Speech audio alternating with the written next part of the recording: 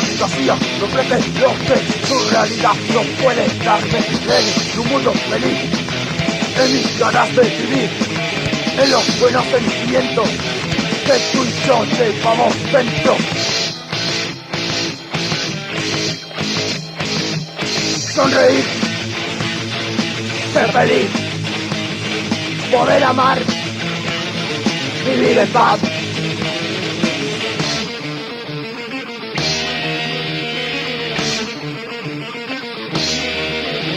Las lágrimas a mis ojos, ¿cuántas veces llegarán? Ese extraño silencio de alegría llorar. Amo la libertad, quiero vivir en paz.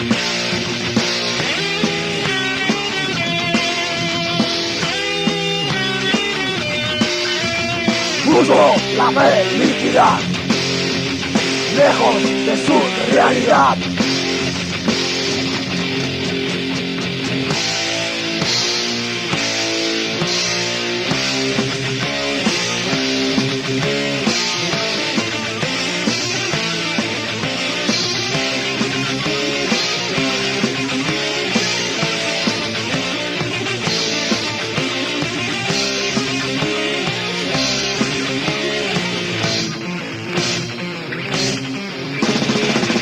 Tus penas, abre los ojos y mira a la humanidad. Si cantan los pájaros y queda algún árbol, es posible reaccionar.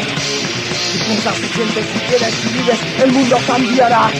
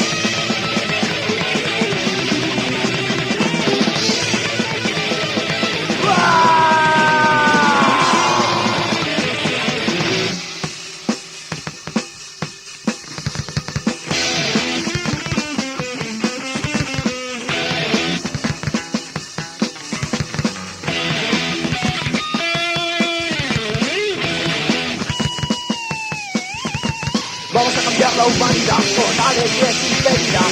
Vamos a olvidar su realidad, llena de odio y ambición. Tomaremos a la madre tierra de una absurda destrucción, del egoísmo, de la avaricia, de los esclavos de la civilización, del puto progreso y de la evolución, de sus facilidades y de la opresión.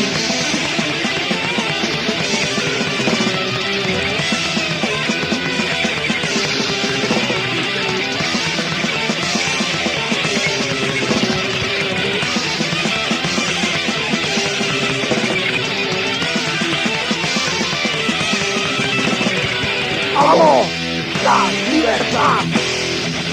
¡Quiero vivir en paz!